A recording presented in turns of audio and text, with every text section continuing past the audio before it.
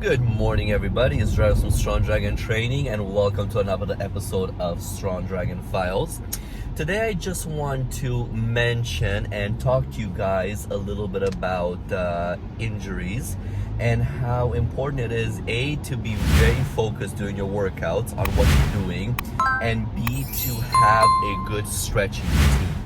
Now, below this video, I'm also going to post a link to my stretching videos, just to give you guys a little bit of an idea of some of the basic stretches out there you can do to keep yourself loose and limber and nicely flexible.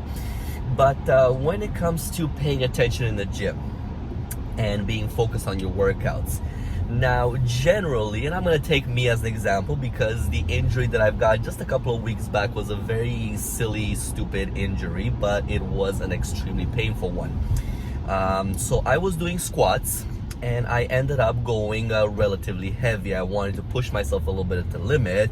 So we've got to the point of 3 plates.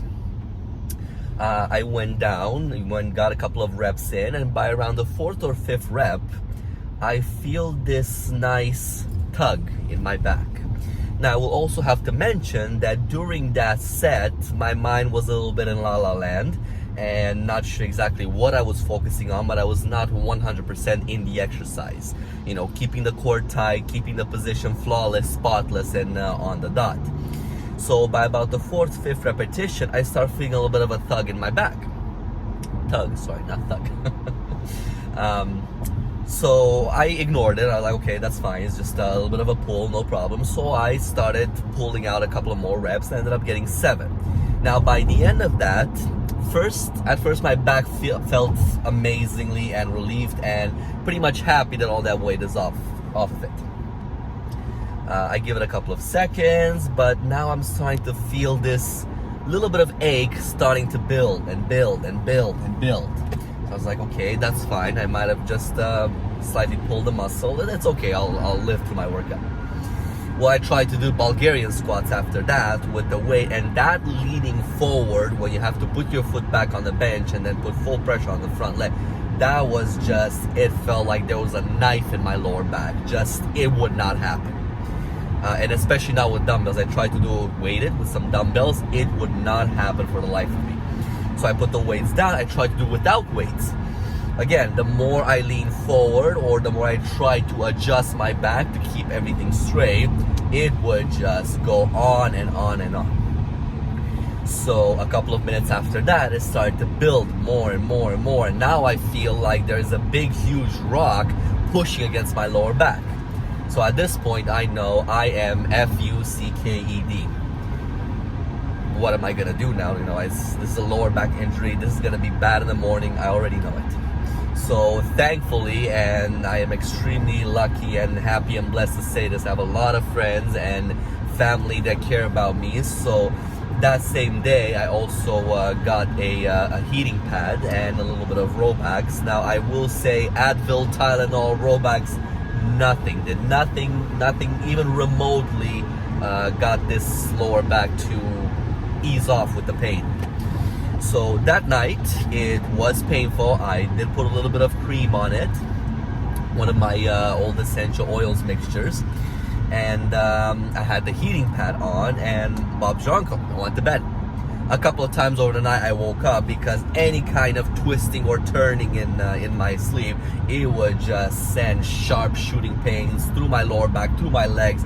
It was just horrible. The most fun part was the next morning when I opened my eyes because my alarm is going and I cannot move. And I am trying to get out of bed and I'm like one of those little bugs that is going with the arms like this, but can't move. I can't bend. I'm like, damn, I can't even move out of bed. Like, my back is steel. I can't bend it whatsoever. So I give it a couple of minutes and I try again, and I give it a couple of minutes. It took me that morning about 15 to 20 minutes to get out of bed and start my morning routine and process. It was just horrible. Like the amount of pain that was in that lower back that morning, trying to straighten out, trying to find that one position that would allow me to not feel like somebody's trying to chop me from the middle down. It was horrible. So all of this has happened just because I was not paying attention for those few seconds on those squats. I was not keeping my core properly engaged. I had a significant amount of weight on my back, and everything went downhill from there. Long story short, from this point on, a couple of days of trying to stretch it, trying to put those essential oils, heating pad every single night, and in a couple of days was fine. Now granted, it was not as severe because I know everything is based on, pain tolerance of the person, how fast the body can recover, nutrition, blah, blah, blah, blah, all that. I still don't think this was as bad of an injury as the pain was. So yes, it was a severe injury, but I can happily and thank God say that in 4 days I was able to move much looser. I would still feel the pain in the lower back, but I was able to move more and more loose, and about approximately a week and a half to 2 weeks I was pretty much back to normal. But this could have easily been prevented if I would have just focused on those squats.